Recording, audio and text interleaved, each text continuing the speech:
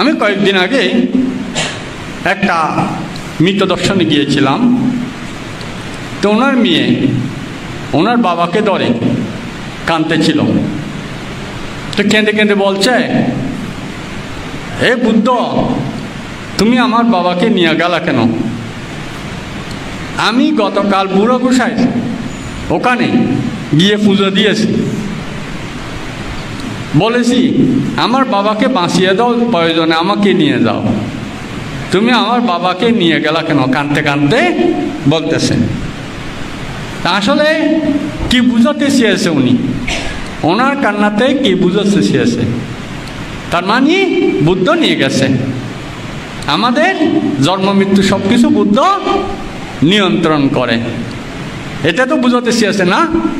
তাহলে আমাদের মধ্যে এই মিথ্যা দৃষ্টি এখনো বিরাজমান।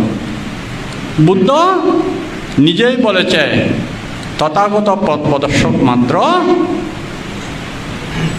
আমি,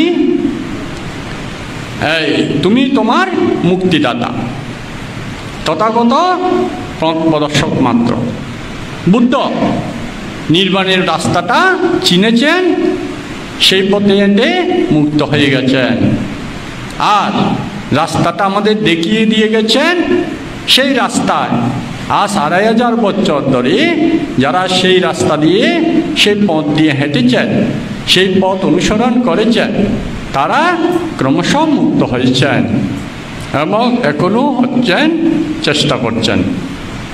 আর যারা বুদ্ধকে সৃষ্টিকর্তা ভেবে সৃষ্টিকর্তা বানিয়ে বসে আছেন, তারা কি করছেন?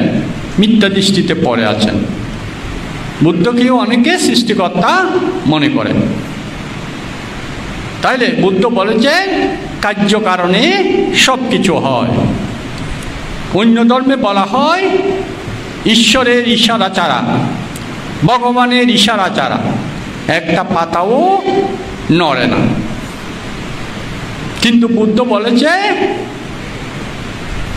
ইহা ছাড়া ইহা হয় না, উহা ছাড়া ইহা হয় না, ইহা ছাড়া উহা হয় না।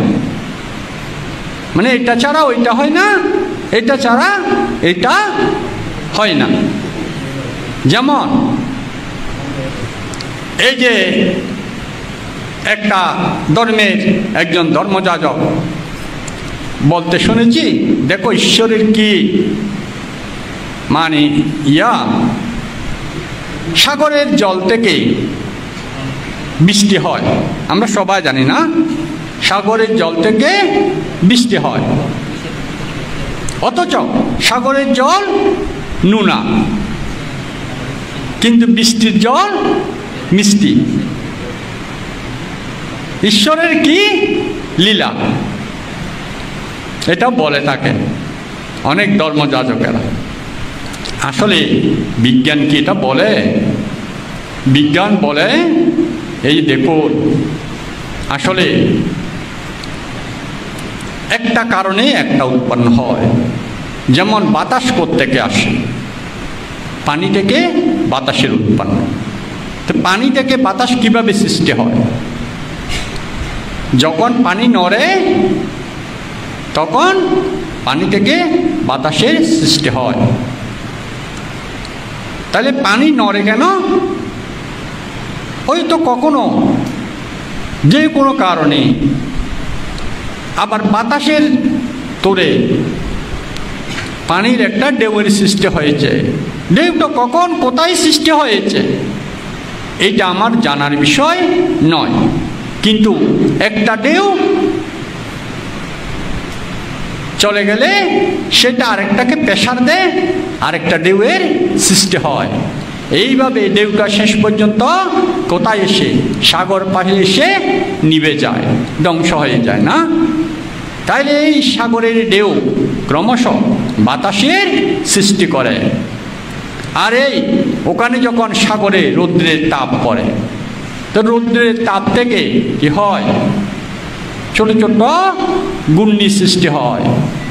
ছোট ছোট যেই ঘূর্ণি সৃষ্টি হয়, এই ঘূর্ণীয়মানের প্রভাবে কি হয়? পানিকে ঘর্ষণ করে বাষ্পে পরিণত করে।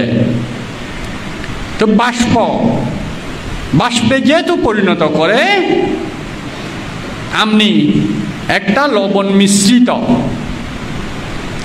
মনে করেন 1 কেজি লবণ পানিতে মিশিয়ে যদি 2 কেজি বা 3 কেজি পানিতে মিশিয়ে যদি চুলোতে জাল দিতে থাকেন, পানিগুলো একসময় বাষ্প হয়ে চলে যাবে, লবণগুলো ঠিক 1 কেজিই থেকে যাবে।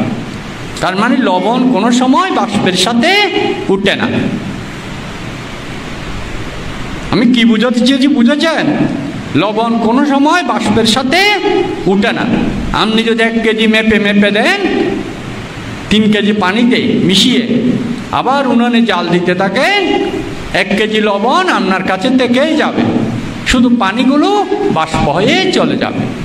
তাহলে যেহেতু সাগরের পানি থেকে বাষ্পে পরিণত হয়ে বৃষ্টির জল সৃষ্টি হয়, মেঘ সৃষ্টি হয়, মেঘ থেকে বৃষ্টি হয়, তাহলে সাগরের জল যেহেতু তাপের প্রভাবে, ঘূর্ণীয়মানের তাপের প্রভাবে বাষ্পে পরিণত হয়, তখন এটা হালকা হয়ে যায়, তখন সেটা বেশি বেশি মেঘে পরিণত হয়। তাহলে বাষ্পের মধ্যে লবণ আসে আসে না। এই লবণ যে আসে না, তাইলে মেঘটা কোত্থেকে হচ্ছে? ওই বাষ্প থেকে। তাহলে মেঘ থেকে বৃষ্টি পড়ে, তাহলে বৃষ্টির পানিতে লবণ পড়বে না। এটা কোনো সৃষ্টিকর্তার ইশারা নাকি কার্যকারণে সৃষ্টি হয়েছে? কোনটা হয়েছে?